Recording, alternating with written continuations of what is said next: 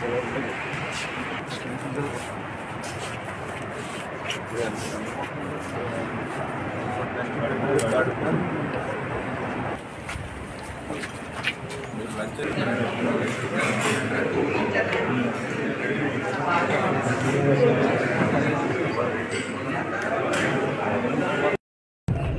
గారు వస్తున్నారు. Driver number ఇప్పుడు అది మన బండి ఎక్కడి నుంచి ఎక్కడ తీసుకున్నారు? అక్కడ వరకు అది ఇక్కడ నుంచి అక్కడ వరకు ఉంది సార్. ఇది దేనికోసం చేశారు? అది రోజు నుంచినట్టున్నారు. ఎందుకంటే మళ్ళీ కొంచెం ఫ్లో అయినా అడ్డుపడినా మళ్ళీ పైన వాటర్ ఫుల్ వేస్తుంది అన్నెసరీగా. గేట్స్ ఉన్నాయి కదా, school gates. Water level 29 sir. 29, ఇది 25. ఫిష్ అటు నుంచి వెళ్ళడానికి వీలుగాను ఎటు నుంచి అడ్డుగా ఉంటుంది కదా సార్, ఇది బ్యారియర్ కింద. అవును, అందుకని ఈ ఒక ల్యాడర్ కింద కట్టాడు. గేట్ ఉంటుంది సార్. తర్వాత 2 మీటర్ల డౌన్లో 43.70లో అంటే గేట్ ఉంటుంది సార్, ఓపెనింగ్ ఉంటుంది అంతే.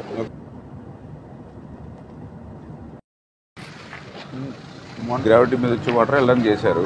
ఒకవేళ వాటర్ ఏదైనా అవతల ఫ్లో వచ్చినప్పుడు, ఫ్లడ్ వచ్చినప్పుడు మళ్ళీ ఆటోమేటిక్గా క్లోజ్ అవ్వడానికి తీశారు మీరు దాన్ని. మరి ఆ ఫ్లడ్ సీజన్ కల్లా క్లోజ్ చేసుకోవాలి కదా. లాస్ట్ టైం వచ్చినప్పుడు కూడా చెప్పాము చాలా క్లియర్గా, మళ్ళీ ఫ్లడ్ వస్తే కనుక వాటర్ రివర్స్ అవుతుందండి. మీరు ఊరికే బండ్ ఇప్పుడు శాండ్ బ్యాగ్ పెట్టి క్లోజ్ చేశారు, కానీ న్యాచురల్గానే మీరు ఏదైతే వర్క్ పెట్టుకున్నారో ఆ వర్క్ ద్వారానే క్లోజ్ చేయాలి. కృష్ణా డెల్టాకు సంబంధించి ఏదైతే ఫస్ట్ క్రాప్ ఖరీఫ్కి సంబంధించి సాగునీరు కానీ, అదేవిధంగా త్రాగునీరు సమస్య ఏదైతే ఉందో అది పోలవరం ప్రాజెక్టు పూర్తయ్యేంత వరకు వేచి చూడకుండా వారికి సాగునీరు, త్రాగునీరు అందించాలి. తద్వారా ఏదైతే శ్రీశైలం నుండి ఆ రిమైనింగ్ ఏదైతే వాళ్ళ వాటర్ ఏదైతే ఉందో అది రాయలసీమకి అందించాలనేటువంటి ఆలోచనతో ఆ రోజు చంద్రబాబు నాయుడు గారు ముందు చూపుతో ఏదైతే పట్టిసీమను ఎత్తిపోతల పథకాన్ని ఏదైతే ఆయన నిర్మాణం చేసి ప్రారంభించారో ఆ పట్టిసీమ ఎత్తిపోతల పథకం మరి రేపు 3వ తేదీ జూలై 3 రేపు ఉదయం 7:27 ఆ పట్టిసీమ ఎత్తిపోతల పథకాన్ని పంప్స్ని ప్రారంభిస్తున్నామని చెప్పి ముందుగా మీ అందరికీ కూడా తెలియజేసుకుంటూ ఉన్నా. అదేవిధంగా ఏదైతే మరి తాడిపూడికి సంబంధించి మరి ఏదైతే అక్కడ 875 క్యూసెక్కుల నీరు పంపించడానికి ఏదైతే వీలు పడుతుందో దాన్ని కూడా రేపు తాడిపూడిని కూడా ఎత్తిపోతలను కూడా ప్రారంభిస్తూ ఉన్నాం. అదేవిధంగా ఏదైతే మరి అటు పురుషోత్తపట్నం ఏదైతే ఉందో మరి అక్కడ కూడా మరి ఏదైతే 3500 క్యూసెక్కుల నీరు ఏదైతే లిఫ్ట్ చేయడానికి అవకాశం ఉందో దాన్ని ప్రారంభించిన తర్వాత నెక్స్ట్ స్టేజ్ 2 పురుషోత్తంపట్నం సంబంధించి మరి ఒక 1000 క్యూసెక్కుల నీరు ఏదైతే మరి యొక్క ఏలేరు రిజర్వాయర్కి పంపింగ్ ఏదైతే చేసుకుంటామో మరి వాటిని కూడా 1 by 1 ఒక్కొక్కటి కూడా ప్రారంభించాలని, అదేవిధంగా పుష్కర ఎత్తిపోతలకు సంబంధించి కూడా ఒక 1225 క్యూసెక్కుల వాటర్ ఏదైతే పంప్ చేయడానికి వీలుందో ఇది కూడా రేపు ప్రారంభించాలని. ఏదైతే గోదావరి నుంచి మీ అందరికీ తెలుసు ప్రతి సంవత్సరం కూడా 3000 టీఎంసీల నీరు వృధాగా ఏదైతే సముద్రంలో కలిసిపోతూ ఉందో మరి దాని నుండి పోలవరం ప్రాజెక్టుని నిర్మాణం చేయడం ద్వారా ఆ గోదావరి జలాలు ఆంధ్రప్రదేశ్ రాష్ట్రం అంతా కూడా అటు ఉత్తరాంధ్ర నుంచి అటు రాయలసీమ వరకు కూడా గోదావరి జలాలను ప్రవహించి ఆంధ్రప్రదేశ్ రాష్ట్రాన్ని భవిష్యత్తులో ఒక కరువు రహిత రాష్ట్రంగా మార్చాలనేటువంటి ఆలోచన ఏదైతే చంద్రబాబు నాయుడు గారికి ఉందో మరి ఆ కోరిక ప్రభుత్వం 2019లో కంటిన్యూ అయ్యి ఉంటే 2020కే మనకి పోలవరం ప్రాజెక్టు పూర్తయి ఉండి ఆ కళ నెరవేరేది. దురదృష్టవశాత్తు 2019లో ప్రభుత్వం మారడంతో జగన్ ఏదైతే ఈ యొక్క పోలవరానికి విధ్వంసంగా మరి మారినటువంటి పరిస్థితుల్లో, పోలవరానికి జగన్ ఒక శాపంగా మారినటువంటి పరిస్థితుల్లో ఏదైతే ఆ రోజు చంద్రబాబు నాయుడు గారు మరి ప్రతిపక్షంగా ఆ రోజు జగన్మోహన్ రెడ్డి ఎన్ని విమర్శలు చేసినా ఆ రోజు ఏదైతే ఈ యొక్క పట్టిసీమను కానీ అటు పురుషోత్తపట్నం కానీ ఏదైతే ఎత్తిపోతలను ఆ రోజు నిర్మాణం చేసి ప్రారంభించాడో అవే ఈరోజు అటు డెల్టాకు అదేవిధంగా మరి అటు ఏదైతే పురుషోత్తపట్నం నుంచి మరి అటు ఆయకట్టుకి నీరు అందించడమే కాకుండా ఏలేరు రిజర్వాయర్కి నీరు ఇవ్వడం ద్వారా ఉత్తరాంధ్రకు సైతం విశాఖపట్నం స్టీల్ ప్లాంట్కి కానీ అదేవిధంగా విశాఖపట్నానికి త్రాగునీరు అందించడంలో కానీ ఇంత బహుళార్థకమైనటువంటి మరి ప్రయోజనాలు ఉపయోగాలు కలుగుతూ ఉన్నాయంటే ఆ రోజు చంద్రబాబు నాయుడు గారి యొక్క ముందు చూపు అనేటువంటి విషయాన్ని కూడా మరి సందర్భంగా తెలియజేసుకుంటూ ఆ రోజు నేను కూడా అసెంబ్లీలో ఉన్నాం 2014-19లో. ఆ రోజు కూడా జగన్మోహన్ రెడ్డి అసెంబ్లీలో మాట్లాడేవాడు పదే అది పట్టిసీమ కాదు, అది ఒట్టిసీమ అని. కానీ ఈరోజు ఆ పట్టిసీమే ఈవేళ ఆంధ్రప్రదేశ్ రాష్ట్రానికి పర్టికులర్గా కృష్ణా డెల్టాకు ఒక బంగారు సీమగా ఉన్నటువంటి పరిస్థితి. ఎందుకంటే నేను కూడా ఇందా చూసా, ఏదైతే 2015లో దాన్ని ప్రారంభించినప్పుడు మొట్టమొదటిసారిగా 4 TMC నీరు ఆ ఈరు మనం ప్రారంభించిన రోజున విడుదల చేసుకోవడం ఆ సంవత్సరంలో.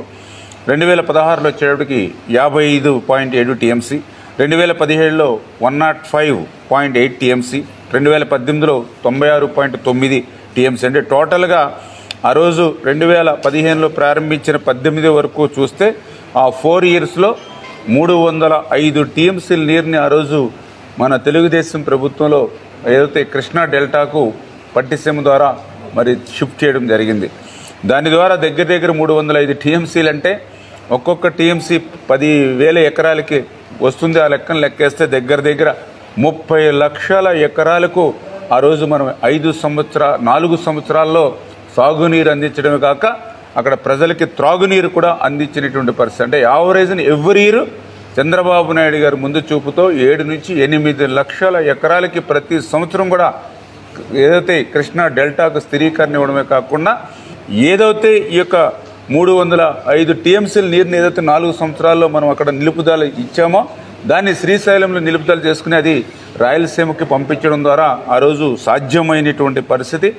అది ముందుగా మనందరం కూడా గుర్తుపెట్టుకోవాల్సిన అవసరం ఉందని చెప్పి సందర్భంగా తెలియజేసుకుంటూ, రెండవది ఏదైతే ఇప్పుడు కూడా నేను ఏదైతే ఈ యొక్క జలవనరుల శాఖ మంత్రిగా పదవి బాధ్యతలు స్వీకరించిన ద్వారా చూసా, ఏదైతే కృష్ణా డెల్టాకు సంబంధించి ఇప్పుడే అన్ని కాన్స్టిట్యున్సీ కూడా ఫోన్లు వస్తూ ఉన్నాయి, మాకు త్రాగడానికి కూడా నీరు ఇంకొక వారం రోజులు 10 రోజుల్లో అయిపోతుంది, ఏంటి మా పరిస్థితి అని. జనరల్గా ఆ కృష్ణా డెల్టాలో మరి ఈ నీరు రావాలంటే మీ అందరికీ తెలుసు, ఏదైతే పైన మరి ఎక్కడ ఆల్మెట్టి నుండి జోరాల నుండి మరి తర్వాత శ్రీశైలం నుండి నాగార్జున సాగర్ నుండి ఇవన్నీ నిండి వచ్చేటప్పటికి కృష్ణా డెల్టాకి ఎవ్రీ ఇయర్ అది ఆగస్టు నెల వచ్చేస్తూ ఉన్నటువంటి పరిస్థితి. అటువంటి స్థితిలో మరి ఈ యొక్క పట్టిసీమ ద్వారా ఆ యొక్క క్రాప్ లేట్ అవ్వకుండా, అంటే ఆగస్టు వరకు కూడా వేచి చూడని అవసరం లేకుండా జూలైలోనే జూన్ ఆఖరి వారంలోనే గోదావరి జలాలను మళ్లించడం ద్వారా ఆ ఖరీఫ్ పంట ఆలస్యం అవ్వకుండా ఒక ఆకుమళ్ళు ఒక 1 month బిఫోర్ వేసి ఆ క్రాప్ని కరెక్ట్ చేయడానికి ఉపయోగపడుతుంది. అట్ ద సేమ్ టైం ఈ నెల 2 నెలలు ఆ కృష్ణా వాటర్ రాకపోయినా వాళ్ళకి డ్రింకింగ్ వాటర్ పర్పస్ ఉపయోగపడుతుంది అనేటువంటి ఆలోచనతో. ఎందుకంటే మీరు కూడా చూసుకోండి, ఎక్కడ కూడా రాష్ట్ర చరిత్రలో జూన్ జూలై నెలల్లో మరి కృష్ణా వాటర్ ఈ 10 సంవత్సరాలు ఎక్కడ 15 సంవత్సరాలు వచ్చినటువంటి పరిస్థితి లేదు. అది పట్టిసీమ ద్వారానే ఈరోజు మనకి సాధ్యమవుతున్నటువంటి పరిస్థితి అనేటువంటి విషయాన్ని కూడా సందర్భంగా తెలియజేసుకుంటూ, అందులో కూడా పర్టికులర్గా ఎంత దుర్మార్గం అంటే జగన్మోహన్ రెడ్డి పాలన ఏదైతే మనందరికీ తెలుసు, ఏదైతే పులిచింతల్లో 30 నుంచి 35 TMCల నీరు ఎప్పుడు కూడా లాస్ట్ క్రాప్కి సంబంధించి సమ్మర్లో దాన్ని నిల్వ చేస్తారు. ఎందుకంటే ఇందాక మనం చెప్పినట్లుగా కృష్ణా వాటరు ఈ యొక్క డ్యామ్స్ అన్నీ కూడా నిండి ఆగస్టు కానీ కృష్ణా డెల్టాకు వచ్చేటువంటి పరిస్థితి లేదు. కాబట్టి ఆ 2 నెలలు కూడా డ్రింకింగ్ వాటరు అదేవిధంగా క్రాప్ని అడ్వాన్స్గా చేయడం కోసం అని చెప్పి ఆ పులిచింతల్లో 30 నుంచి 35 TMCలు రిజర్వ్ చేస్తారు. నేను ఈ సంవత్సరం వాటర్ త్రాగునీరు సమస్య ఉందని కృష్ణా డెల్టా కాన్స్టిట్యున్సీ ఎమ్మెల్యేలు ఫోన్ చేస్తూ ఉంటే పులిచింతల నుంచి మనం డ్రా చేసుకుంటాం కదా అని ఇరిగేషన్ వారిని అధికారులను అడిగితే ఆ పులిచింతలకు సంబంధించినటువంటి రిపోర్ట్ చూస్తే ఒక్కసారిగా ఆశ్చర్యం గురైనటువంటి పరిస్థితి. 1/2 TMC నీళ్ళు ఉన్నాయి అందులో. ఎక్కడ 30 సరే ఒకవేళ ఈ సంవత్సరమే ఎట్లా ఉందా, లాస్ట్ ఇయర్ కానీ బిఫోర్ కానీ ఇంకా బిఫోర్ కానీ ఎట్లా ఉందా అని లాస్ట్ 5 to 10 years చూశాను పులిచింతలు. ఎవ్రీ ఇయర్ 30 to 35 TMCs నిల్వ ఉంచారు వాళ్ళు. ఎందుకంటే ఏదైతే కృష్ణా డెల్టాకి డ్రింకింగ్ వాటర్ ఇవ్వడం కోసం అని చెప్పి రిజర్వ్ చేసడం అనేది ఆనవాయితీ అని ఇరిగేషన్ అధికారులు చెప్తూ ఉన్నారు.